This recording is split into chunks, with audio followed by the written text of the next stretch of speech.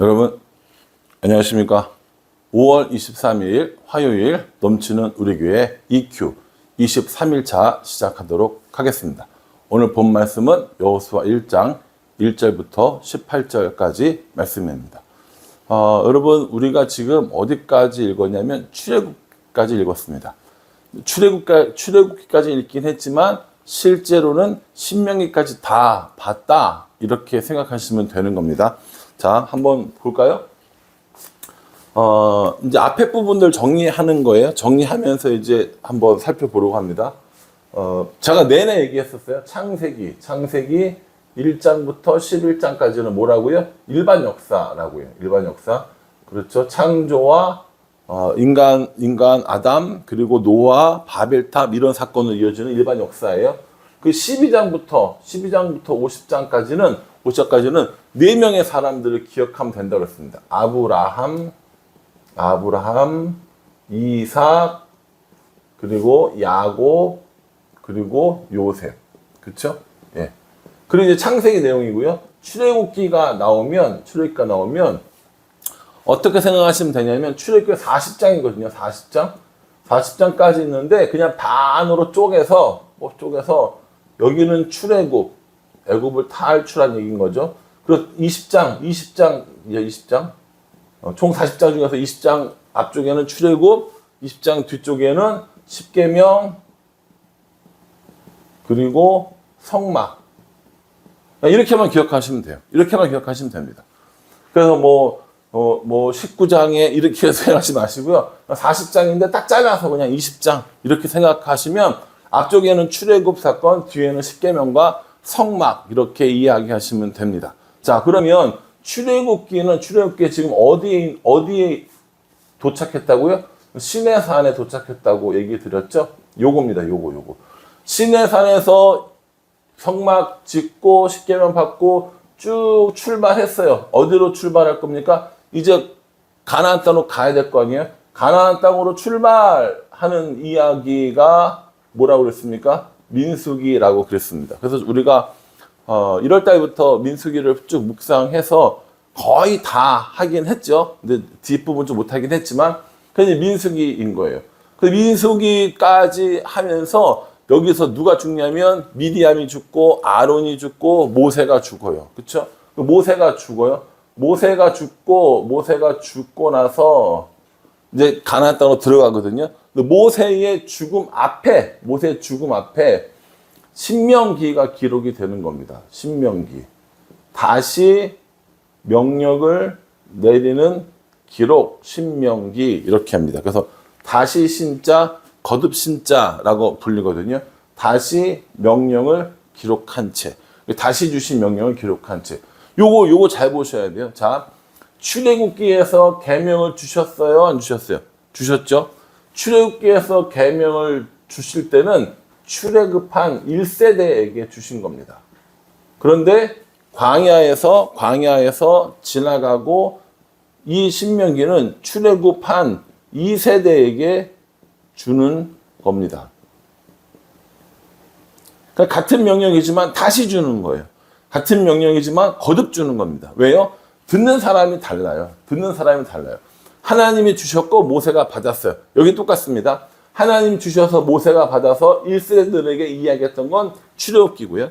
하나님께서 모세에게 주셔서 모세가 2세대에게 이야기했던 건 신명기 내용이 되는 겁니다. 그래서 여러분이 단순히 모세가 죽고 그다음 죽기 이전에 신명기를 설교를 세 번을 하거든요. 그 설교 3번을 모아놓은 책, 이게 신명기라고 생각하시면 되는 겁니다. 그래서 이제 이렇게 하고 나면 이제 다 끝났죠? 목사님, 안 끝났는데요? 뭐가 남았어요? 그렇죠. 이거 지금 대답한 사람 잘하셨어요? 레위기가 남았죠. 그 레위기는 뭡니까? 이 출애굽기 안에 시내산에서 성막 짓고 십계명 받으면서 제사법에 대해서 하나님이 알려주신 것들을 쓴 것, 그게 뭡니까? 그게 레위기가 되는 겁니다. 그래서 여러분들이 이 모세오경, 창세기, 출애굽기, 레위기, 민수기, 신명기 이 모세오경의 앞쪽 부분들을 이해하셔야 이제 이 뒤에 나오는 여호수아의 이야기가 기억이 나고 이해가 된다라는 겁니다. 그래서 여러분들과 함께 오늘 지난 토요일 날 지도 보여드린 거 기억나시죠? 그 지도를 다시 한번 보면서 설명을 드리려고 합니다. 여러분 그 토요일 날 그 지도는 여러분들이 좀 한번 더 보시면 유익할 것 같고, 가장님들을 통해서 그 단톡방에 올려드렸거든요. 그러니까 가장님들한테 이렇게 달라고 하셔서 그 지도를 자세히 크게 보셔도 괜찮을 것 같습니다. 자, 지도를 한번 보도록 하겠습니다. 여러분 이 지도 기억나시죠? 그러니까 하나님께서 아브라함을 부르시고 아브라함과 이삭과 야곱이 활동했던 주 무대는 어디냐면 이 가나안 땅입니다. 여기 가나안 땅이, 여기 예루살렘이고요. 여기가 가나안 땅이란 말이에요. 그러니까 창세기의 주요한 무대가 되는 곳은 여기입니다. 그렇죠? 창세기의 주요한 무대가 되는 곳은 여기입니다. 그리고 마지막에 사람들이 어디로 갔어요? 창세기에 있다가 어디로 내려갑니까? 예, 애굽으로 내려가죠. 애굽으로 내려가면서 누가 나오는 거예요? 모세가 나오고 출애굽 하잖아요. 그래서 출애굽을 하는 지역이 여기입니다. 출애굽이 여기 나오는 거죠. 출애굽 할 때 어떻게 출애굽해요? 이 길을 따라서 쭉 온다고 그랬죠. 그래서 여기서 뭐 합니까? 시내산에서 하나님께 십계명 받고 성막을 짓는 법들을 배우고 제사법들을 배워요. 그래서 레위기는 어디에서 쓰여졌다고요? 여기에서 쓰여졌다는 거죠. 뭐 이렇게 받은 거겠죠, 계시를. 그 창세기의 주 무대는 여기입니다. 출애굽기의 주 무대는 여기서부터 여기까지입니다. 여기서부터 이제 떠나는 이야기. 떠나서 어디로 갑니까? 바란 광야에 있는 가데스 바네아에 가서 정탐한다고 그랬잖아요. 그러니까는 민수기의 주 무대는 여기가 되는 겁니다. 그렇게 해서 떠나서 광야에서 민수기에서 여기 정탐하러 갔다가 돌아와서 40년을 이 광야에서 방황하다가 이제 어떻게 하냐면 왕의 대로를 타고, 이게 왕의 대로거든요. 이 왕의 대로를 타고 가나안 땅을 향해서 전진해 나가는 것. 그러다가 느보산에서 모세가 죽음을 맞이합니다. 그러니 대략 신명기는 이 지역을 배경으로 쓰여졌다라는 거죠. 그럼 보십시오. 창세기, 출애굽기, 레위기, 민수기, 신명기 이렇게 이동하면서 보게 되었다라는 겁니다. 그래서 여러분 모세오경, 창세기, 출애굽기, 레위기, 신명기, 창세기, 출애굽기, 레위기, 민수기, 신명기를 읽으면서 어디에 있구나 지금 이 정도는 기억해 두시면 굉장히 유익하다는 겁니다. 이제 이 큰 그림을 다시 볼 일은 없어요. 이제 우리는 뭘 하면 되는 거냐면 이 가나안 땅만 좀 자세히 볼 겁니다. 가나안 땅만. 자, 그러면 지금 이 모세가 느보산에서 신명기 이야기하고 죽었어요. 그리고 난 다음에 이제 그 다음에 어디로 가느냐? 어디로 갈 거예요? 이렇게 해서 슝 이렇게 갈 거란 말이에요. 쭉 가서 첫 번째 전투가 일어나는 지역이 어디입니까? 여기 여리고입니다. 여리고죠. 이 여리고는요, 여기가 아니라 여기예요. 요거.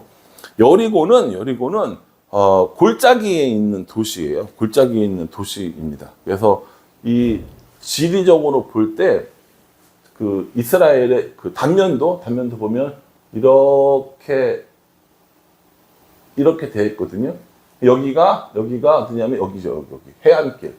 그리고 여기가 예루살렘이 있는 이 지역이 산지길. 그리고 여리고가 있는 이 길이 계곡길. 그리고 이 길이 이제 이 왕의 대로가 되는 거죠. 그래서 이런 지역을 이해하시면 예를 들어서 선한 사마리아 이야기할 때 어떤 사람이 예루살렘에서 여리고로 뭐라고 표현하냐면 내려가더니 라고 이렇게 얘기하거든요. 이런 지리적인 배경이 있는 겁니다. 여러분 보시기에 이 지도가 눈에 딱 들어와야 돼요. 아, 그렇구나.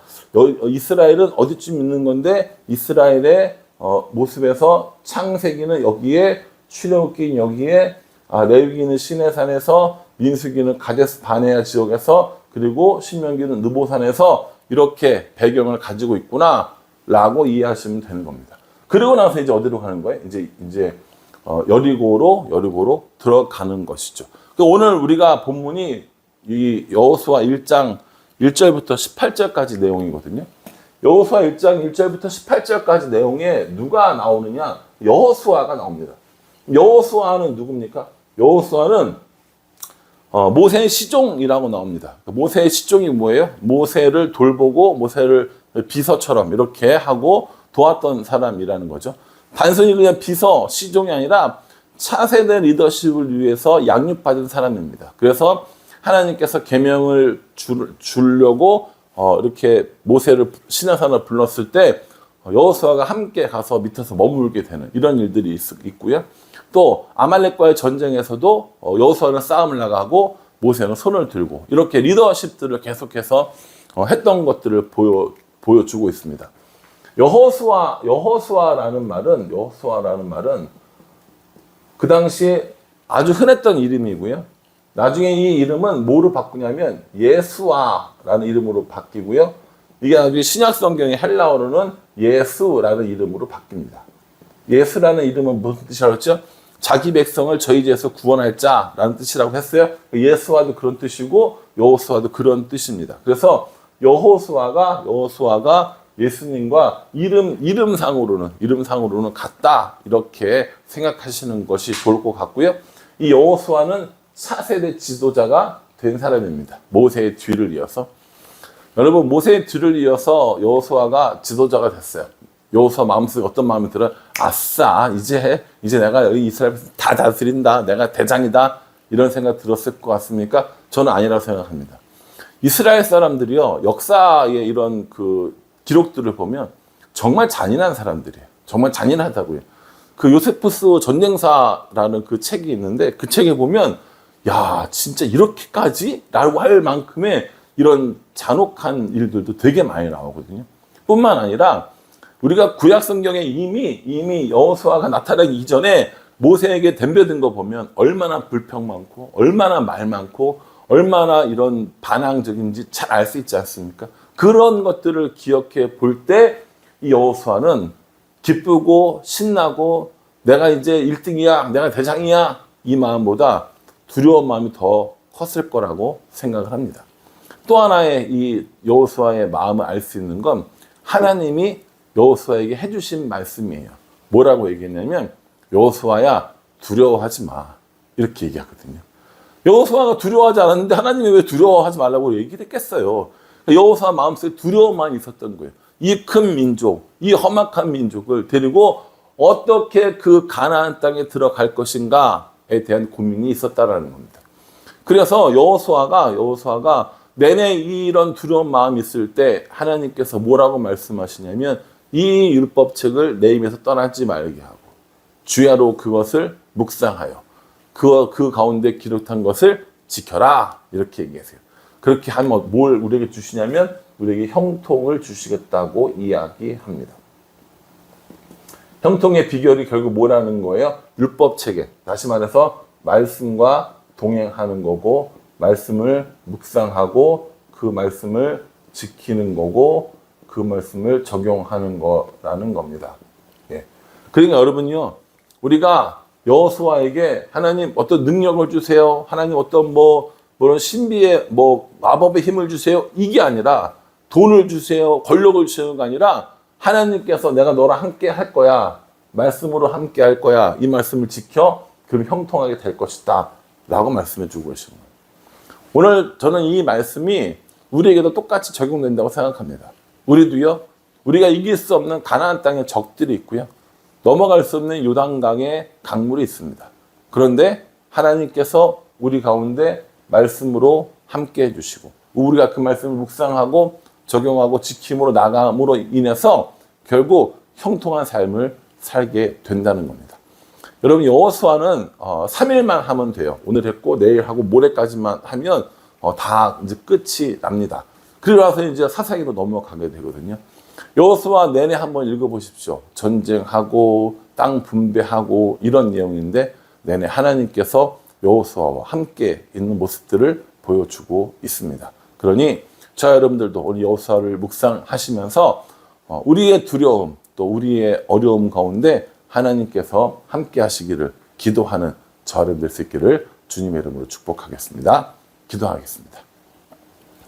하나님, 가나안 땅을 향해 들어가야 하는 여호수아입니다. 마음속에 두려운 마음이 가득했고 그래서 하나님께서 두려워하지 말라, 겁내지 말라라고 내내 말씀해 주십니다. 말씀을 묵상하고 말씀대로 행하면 형통하리라 해주셨사오니 우리에게도 이렇게 말씀으로 형통하는 삶을 살 수 있도록 축복하여 주시옵소서. 예수님의 이름으로 기도합니다. 아멘. 예, 여러분 시간이 좀 더 여유가 있으신 분들은요, 여호수아 그 다음 부분까지 해서 쭉 읽어보시는 것도 괜찮다고 생각합니다. 부탁드리겠습니다. 감사합니다.